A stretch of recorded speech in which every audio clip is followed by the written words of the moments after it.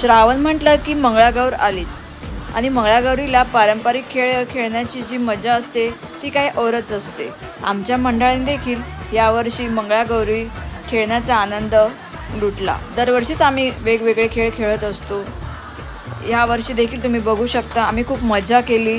त्यानंतर उसळीचा कार्यक्रम असतो, उसळ आणि थालीपीठचा नाश्ता सगळ्यांना दिला जातो। अशा प्रकारे आम्ही यावर्षी मंगळागौरी साजरी केली। कसा वाटला तुम्हाला व्हिडिओ मला कमेंटमध्ये सांगा आणि तुमच्याकडे देखील मंगळागौरीचा खेळ तुम्ही खेळता का ते पण मला कमेंटमध्ये सांगा।